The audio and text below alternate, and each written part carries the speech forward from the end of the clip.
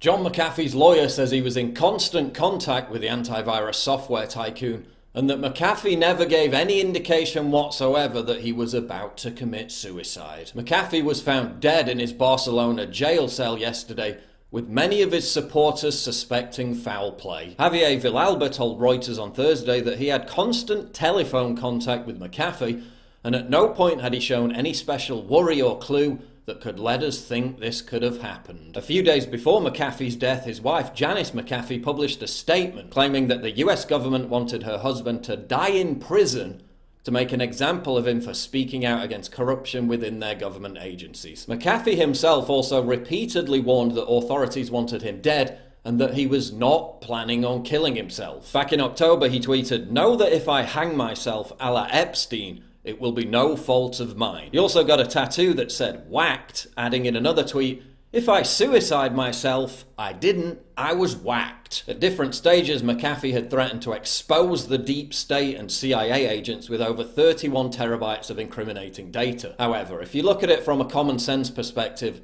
there was ample reason for McAfee to want to take his own life. His death occurred just hours after the Spanish National Court approved his extradition to the US. If found guilty, he was facing the rest of his life in prison. Could McAfee have plotted to kill himself as a final snub of the nose, knowing that it would be blamed on US authorities? It seems quite plausible. Was this why McAfee had instructed someone to post the letter Q as a dead man switch on Instagram moments after his death? Polls show that only 29% of Americans think Jeffrey Epstein killed himself, and that figure isn't likely to be much higher if you ask them about McAfee. So that narrative is already cemented in many people's minds, that these kind of high-profile prisoners who have made many enemies are more likely to have been murdered. Until the autopsy results come out, I'm not convinced either way, and I'm still leaning towards suicide. Let me know what you think in the comments below, and remember to subscribe for regular content.